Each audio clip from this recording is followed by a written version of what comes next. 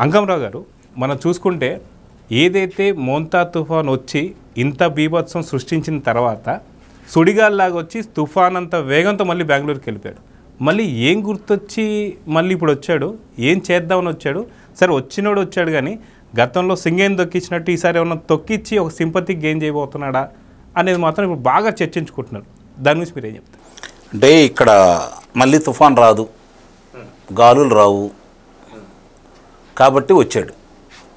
గాలి కానీ తుఫాను కానీ ఉంటే కనపడేవాడు కాదు. మామూలుగా 11 రోజులు అవుతుంది కదండి కార్యక్రమం అంతా అయిపోయి, సహాయ కార్యక్రమాలన్నీ పూర్తయిపోయినాయి.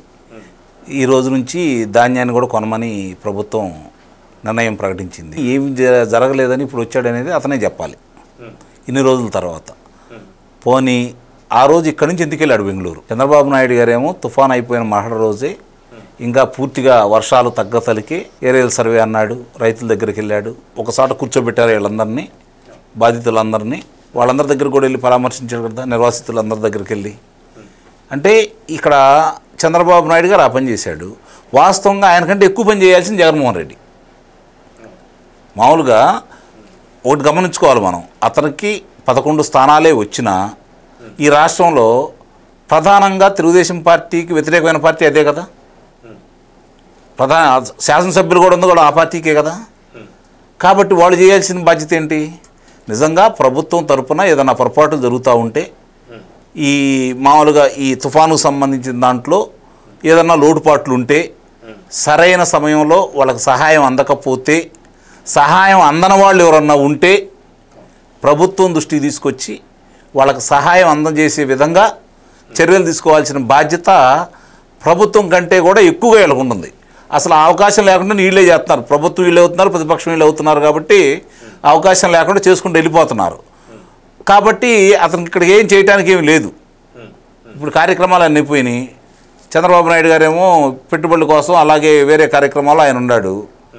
కాబట్టి ఈ సమయంలో వచ్చాడు. ఇందా నేను చెప్పినట్టు తుఫాన్ రావట్లేదు, కానీ గాలులు విపరీతంగా వీసటం లేదు, వర్షాలు కురవటం లేదు, ప్రశాంతంగా ఉంది. అతనికి ఏం కాదన్న ఇబ్బంది, ఎలాంటి ఇబ్బందులు అతనికి ఉండవని చెప్పని ఈరోజు వచ్చాడు. వచ్చిన సందర్భంగా మరి అక్కడ మనం చూసాం బళ్ళు వాహనాలు గుద్దుకోవటం. గతంలో రెంటపాళ్ళ సంఘటన కూడా ఒకసారి గుర్తు చేసుకుందాం. అప్పుడు కూడా పక్కన దాంట్లో పేరు నాని ఉన్నాడు, మామూలుగా రజనీ గారు మాజీ మంత్రి గారు ఉన్నారు, ఇంకోళ్ళు ఎవరో ఉన్నారట. ఆ రోజు ఆపకుండానే వెళ్ళారు. ఈరోజు అదృష్టం ఏందంటే గుద్దుకోవడం వరకే జరిగింది, ప్రాణహాని ఏమీ జరగలేదు. ఇప్పుడు అక్కడికి 50 కిలోమీటర్లు కదండి ఇతను దిగిన కాడి నుంచి ఎక్కడికైతే వెళ్ళాలనుకుంటున్నాడో 5 గంటల పైన ఇంకా ప్రయాణం చేస్తూనే ఉన్నారు. వాళ్ళు పరామర్శకు వెళ్తున్నారా లేకపోతే బల ప్రదర్శన చేస్తున్నారా? ఇక్కడ ఏ పర్పస్ మీద వచ్చాడు? ఇప్పుడు ఎవరి కోసం వచ్చాడు? ఎందుకు ఇంత ఆర్భాటాలు చేస్తున్నాడు? ఈ సందేశం ఏమిస్తున్నాడు? ఇక్కడ ప్రజల కోసం ప్రతిపక్షం అనేది పనిచేయాలి, లేదు పార్టీ కోసం పనిచేయాలి. కానీ ఇప్పుడు దేనికోసం చేస్తున్నారు? వాళ్ళు సహాయ కార్యక్రమాల్లో పాల్గొని ప్రజల మనసులు గెలుచుకుంటే వాళ్ళే భుజాన వేసుకుంటారు కదా. మా కోసం ఇప్పుడు వాళ్ళు అనుకున్నట్టు ఆ వరద ప్రాంతాలు కావచ్చు, లేదంటే తుఫాను ఎదుర్కొన్న ప్రాంతాల్లో కావచ్చు, వాళ్ళ దగ్గరికి వెళ్ళి వాళ్ళ ఇదోధికంగా ప్రభుత్వం ఇచ్చినట్టు వాళ్ళు ఇవ్వలేరేటు. ఎందుకంటే ప్రభుత్వం చేతిలో అన్నీ ఉంటాయి కాబట్టి వాళ్ళు చేయాల్సినవి వాళ్ళు చేస్తారు. ఇదోధికంగా వీళ్ళు కూడా ఏదన్నా చేస్తే అయ్యో మా కోసం వీళ్ళు కూడా ఉన్నారు అనే భావన కలిగిద్ది వాళ్ళకి.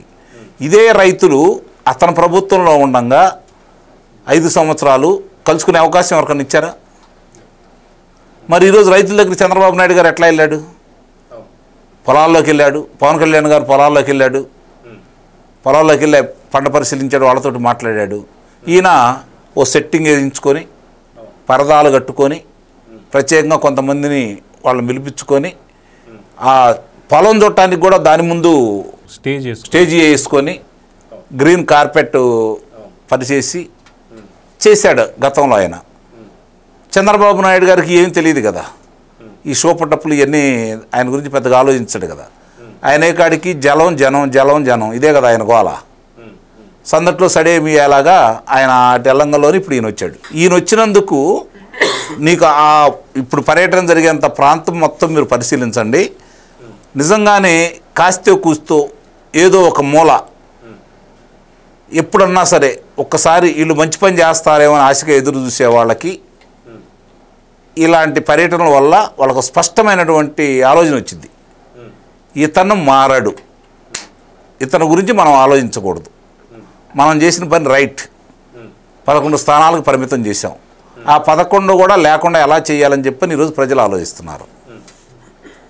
కానీ అతను ఇంకా మళ్ళీ ఆ పాత వాళ్ళనే తీసుకొచ్చి పాత కాపులనే తీసుకొచ్చేసి నేను ఇంట్లానే ఉంటాను, నా ఎమ్మటి ఉండేవాళ్ళు వీళ్ళే, నాకు కావాల్సింది ఇలాంటి వాళ్ళే, మద్యం సరఫరా చేసేవాళ్ళు, మద్యం తయారు చేసేవాళ్ళు, అలాగే డ్రగ్స్ సప్లై చేసేవాళ్ళు, డ్రగ్స్ తాగి హడావుడి చేసేవాళ్ళు, డ్రగ్ మత్తులో గాంజా మత్తులో మానభంగాలు చేసేవాళ్ళు, హత్యలు చేసేవాళ్ళు మాత్రమే నాకు కావాలి, అలాంటి వాళ్ళని నేను పెంచి పోషిస్తాను, నా పార్టీకి వాళ్లే పట్టుకొమ్మలు అనేది అతను చెప్తా ఉన్నాడు. వీళ్ళేమో మా పెట్టుబడులు తీసుకురావాలి, ఇలాంటి వాళ్ళు ఏం చేసినా కూడా ప్రస్తుతానికి సమయం ఉంది, వీళ్ళ జోలికి మనం వెళ్ళకూడదు, మనం మంచి ప్రభుత్వం అనిపించుకోవాలి అని వీళ్ళు ఆలోచించుకొని వీళ్ళు ముందుకెళ్తున్నారు. అదే వీళ్ళ పుట్టి కూడా ముంచింది ఒక్కోసారి, అది కూడా ఆలోచించుకోవాలి. ఏ సత్యమూర్తి గారు కొన్ని విషయాల్లో కఠినంగా లేకపోతే ఆలస్యం అమృతం విషం అన్నారు. నువ్వు అమృతం తయారు చేసినా కూడా ఆలస్యం అయితే అది విషంలో తయారైద్ది. కారణం ఏంటంటే తయారు చేసే వస్తువుని బట్టి కావచ్చు, పాత్రలను బట్టి కావచ్చు, కలిపే దినుసులను బట్టి కావచ్చు, ఏంటనే దాని మీద ఆధారపడి ఉంటుంది.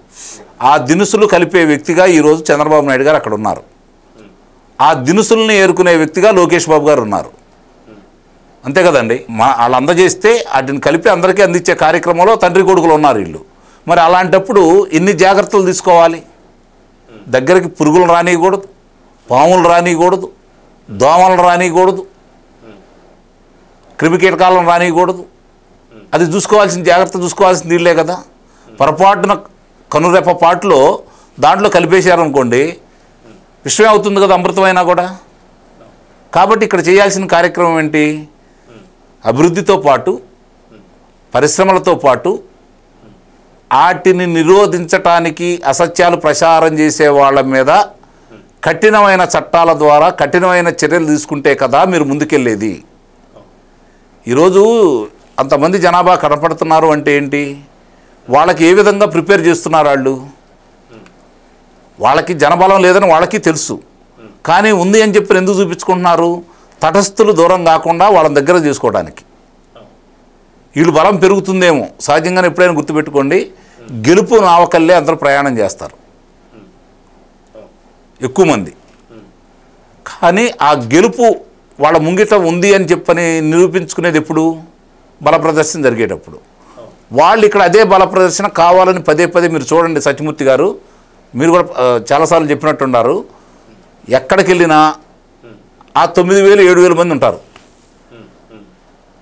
నువ్వు ఏ కార్యక్రమాన్ని పెట్టుకోండి, ఒక పల్లెటూరులో లేకపోతే ఒక సింగిల్ రోడ్లో 1000 మంది నిలబడితే ఎంత కిక్కిరిచిపోయిద్ది. చూసేవాళ్ళు ఏమనుకుంటారు, ఇంకేముంది అసలు జగన్ని చూడటానికి ఎగబడి వస్తున్నారు, ఈ ప్రభుత్వం మీద వ్యతిరేకత ఉంది అని చెప్పని కనుక ఇట్లా 10 సార్లు ప్రచారం చేస్తే సామాన్యుడు ఏమనుకుంటాడు? ఆ పార్టీకి ఈ పార్టీ చెందకుండా మన మీకు ఓటేసిన వాళ్ళు ఏమనుకుంటారు? నిజమే కామోసు, రేపొద్దున సత్యమూర్తి గారికి వ్యతిరేకంగా నేను నిర్ణయం తీసుకొని తెలుగుదేశానికి ఓటేస్తే మళ్ళీ వాళ్ళ అధికారంలోకి వచ్చారనుకోండి, నాకు ఇబ్బంది కదా. రాజుగారి ఇంట్లో పాలు కోసం అందరూ పోతుంటే మేము నీళ్ళు పోసిన సరిపోతుందని చెప్పి నీళ్ళు పోసినట్టు చివరికి నీళ్ళే తాళినట్టు ఇలాంటి వాళ్ళందరూ అటు ఓటేశారనుకోండి, పరిస్థితి ఏంటి? ఇది కదా ముందు వీళ్ళకి. ఇప్పుడు అతను ఈరోజు వాహనాలు గుద్దారండి, పరిస్థితి ఏంటి? నీకు ఇచ్చిన బెయిల్ కానీ లేకపోతే ఈ కండిషన్కి సంబంధించింది కానీ వైలేట్ చేసినట్టే కదా. తక్షణం చర్యలు తీసుకోవాలి కదా, ముందుకెళ్లకుండా చూడాలి కదా. మరి ఎందుకు వదులుతున్నారు అతన్ని? ఎందుకు ప్రదర్శన చేపిస్తున్నారు? ఎందుకు బల ప్రదర్శన చేపిస్తున్నారు? మీకున్నటువంటి అడ్డంకి ఏంటి? దేనికి భయపడుతున్నారు మీరు? చర్యలు ఎందుకు తీసుకోవట్లేదు? ఇది కదా వాళ్ళకి ఈరోజు అలుసు. కఠినంగా దీని మీద కనుక చర్యలు తీసుకుంటే ఎన్నోసారి, ఇది నా పాయింట్ అర్థం చేసుకోండి, మొదటిసారి అయితే పొరపాటు అని అనుకోవచ్చు, ఎన్నో పర్యాయం ఇది. ఎన్నిసార్లు వదిలేస్తారు? దీనివల్ల ఎంతమంది ఇబ్బంది పడిపోతున్నారు? వాళ్ళే వేరంగం చేస్తుంటారు. నిన్న చూసాను జోగి రమేష్కు సంబంధించింది, ఆసుపత్రుల్లోకి వెళ్ళి అద్దాల బగలు కొట్టి హడావుడి చేసి కొడుకు వాళ్ళ ఇంట్లో వాళ్ళు కూడా ఆ పని చేస్తూ ఉంటే తక్షణం వాళ్ళని చొక్కా పట్టుకుని లోనేయొద్దా? ఇంకోటి వస్తాడు అక్కడికి. మరి ఇవన్నీ కూడా చేయలేకపోతుంటే దానివల్ల ఏమవుతుంది? మీరు ఎన్ని చేసి ఎంత పెట్టుబడులు తీసుకొచ్చి ఏం చేసినా కూడా పరిస్థితి ఎట్లా ఉంటుంది? ఈరోజు ఇతను రోడ్డు మీద తిరగడానికి అర్హుడా? ఎందుకు ఇన్ని అవకాశాలు ఇస్తున్నారు? దీనివల్ల నష్టం ఎవరికి? ప్రజలకే కదా. ఈరోజు చెడు వెళ్ళినంత తొందరగా మంచి వెళ్ళిద్దా జనంలోకి? రాబాబు అనేదానికి మాట వింటాడా? రారా అని గట్టిగా అంటే మాట వింటాడా? ఇందుట్లో రెండు ఒకటే, కానీ ప్రొనౌన్సియేషనే కదా మార్పు. ఏమండి? ఆ పిలుపులో మాధుర్యం ప్రేమతో ఉంటుంది, ఇదేం ధిక్కారంతో ఉంటుంది, అహంకారంతో ఉంటుంది.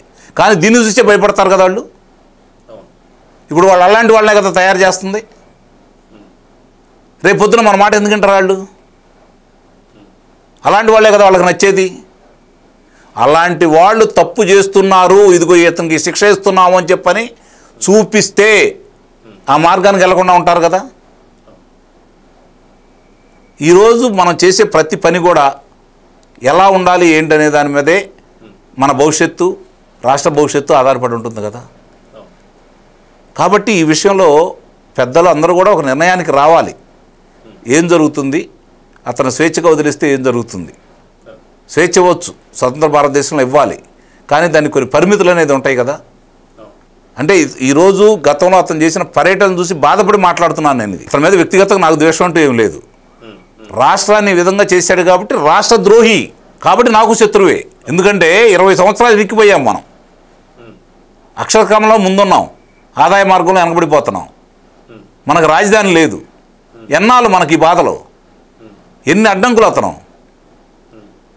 ఈరోజు ఏదైనా కంపెనీ వస్తుంటే చివరికి గూగుల్, యూట్యూబ్ ఏది వస్తున్నా కూడా మెయిల్స్ రాసేసి, విదేశీ పెట్టుబడులు వస్తుంటే ఆడికి మెయిల్స్ రాసేసి బ్యాంకులకు మెయిల్స్ పంపించేసి వాళ్ళు ఇంత విషాన్ని విరజిమ్ముతూ ఉంటే మన తరపు నుంచి చర్యలు ఏవి అనేది నా బాధ. చర్యలు కూడా కావాలి కదా అభివృద్ధితో పాటు. ఇప్పుడు మన ముందు పంచపక్ష పరాణాలు పెడతారు, పక్కన పావుల్ని తేళ్లు వదలండి, తింటామా మనం? వెళ్తామా? దగ్గరికి వెళ్ళగలుగుతామా? అవి ఏరేసినప్పుడే కదా, కలుపు తీస్తేనే కదా పంట ఏపుగా పెరిగేది. ఇప్పుడు అది కావాలని ప్రజలు కోరుకుంటున్నారు. ఇప్పుడు ఈ పర్యటన తుఫాన్ ఇంత ఎఫెక్ట్ అయ్యి ఇంత చేసి సమర్థవంతంగా, అసలు నిజంగా సార్ సత్యమూర్తి గారు, నాకు ఆనందం వేసిన విషయం ఏంటంటే మీతో పాల్గొన్న చాలాసార్లు కూడా అధికారుల మీద నేను చాలాసార్లు యాష్టపడ్డా, చాలా తప్పులు చేస్తున్నారని నేను అన్నాను. మీరు కూడా కొన్నిసార్లు హెచ్చరికలు చేశారు. కానీ మొన్న దీనికి సంబంధించినంత వరకు స్వీపర్ కాడి నుంచి పై వాళ్ళ వరకు, ఎస్పీ కావచ్చు, కలెక్టర్ కావచ్చు, ఎంత అద్భుతంగా చేశారు సార్. అంటే వాళ్ళలో తప్పు లేదు, వాళ్ళ ఇంకా మానవత్వం ఉంది. వాళ్ళ సరైన మార్గంలో పయనించుకో విధంగా మనం తీసుకెళ్ళకపోవటం మనలో లోపం అయితే నేను భావిస్తున్నాను. Please subscribe to Leo news for more videos.